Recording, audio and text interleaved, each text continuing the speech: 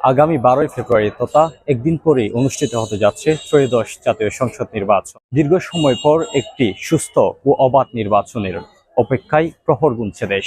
নির্বাচনকে ঘিরে দেশের অলিতে গলিতে এখন কেবলই বুথের আলোচনা। বুথকে নিয়ে কি ভাবছে দেশের জনগণ, চলুন শুনে আসি। আর ভালো মানুষ চাই, এবার এনে দেশ সুন্দর রক্ষা করি পারিব আমার ইচ্ছাই। আর অনরার কি দাবি আছে আমরা চাই যে মানে জনগণ যেভাবে হয়রানিত্ব বাঁচক, খারাপ দিন যুক্ত বাঁচক, ইহান চাই। আগে কি বুঝ দিতে পেরেছিলেন? না, আগে আমি তো প্রথম ভোটার হয়েছি 2008 সালে। 2008 সালে একবার ভোট দিতে পেরেছিলাম। এরপরে 2018 সালে গিয়েছিলাম, কিন্তু গিয়ে জানতে পারি যে আমার ভোট দেওয়া হয়ে গেছে, তা আমার আর ভোট দেওয়া হয়নি। এবার কি বুঝ দিতে যাবেন কিনা? হ্যাঁ, এবার ইনশাআল্লাহ ভোট দেওয়ার ইচ্ছা আছে, আমি ভোট দিতে যাব। পূর্বে জাননি কেন? পূর্বে জানি তো ফেসেছে আমাদের যে ওই মৃত মানুষকে নিয়েও তো তারা ভোট দিয়ে ফেলেছিল, কেন্দ্র দখল করেছিল, দখলবাজি করেছিল।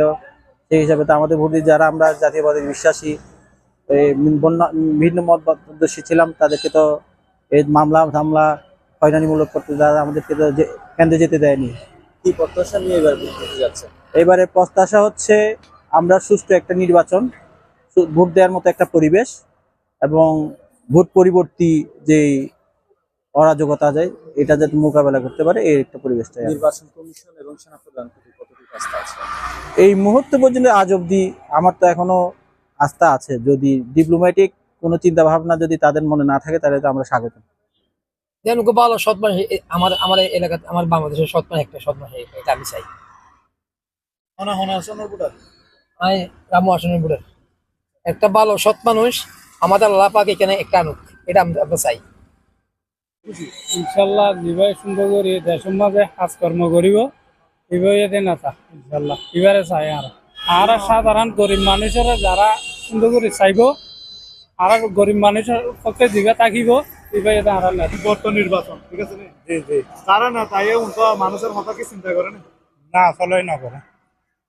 এখন এবার মাঝে নির্বাচন করলে পাচ্ছেন?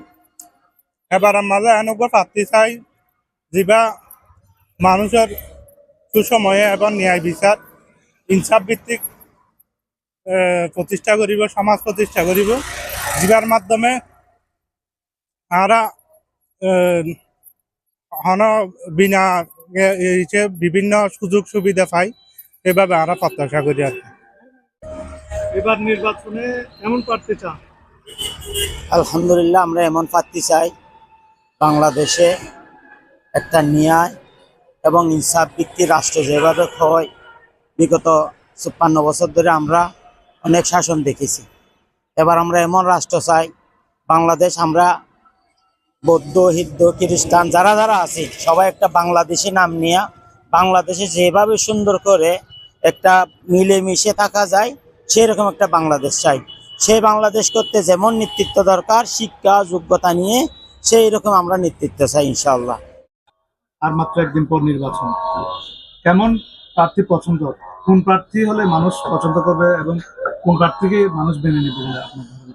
আমার ধারণা বলতে এখন তো ইনসাফের পক্ষে সবসময় মানুষের অগ্রগাটা অন্যদের তুলনায় এখন বেশি। এখন তো আমাদের 3 প্রার্থী দাঁড়িয়েছে এখানে, তথা দানের শেষ প্রার্থী, আর হচ্ছে দাঁড়িপাল্লা, আর হচ্ছে হাত পাকা, আরো অন্যান্য আছে। আমরা চাই যাকে আমাদের পছন্দ, যিনি আমাদের জন্য কাজ করবেন, দেশের জন্য কাজ করবেন, জনগণের জন্য কাজ করবেন, ওনাকে অবশ্যই আমার ভোটটা আমি দিব। কেমন প্রার্থী চান?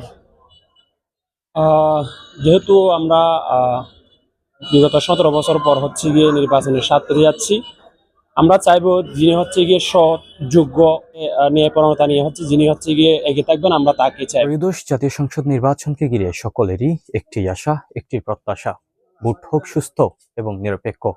এমন একটি দল সরকার গঠন করুক যারা কাজ করবে দেশ এবং জাতির সমৃদ্ধি, শান্তির জন্য। দর্শক, এতক্ষণ পর্যন্ত ত্রয়োদশ জাতীয় সংসদ নির্বাচনকে ঘিরে সাধারণ মানুষের কথা তুলে ধরছিলাম। নাসের ফয়সাল, পালঙ্কি নিউজ।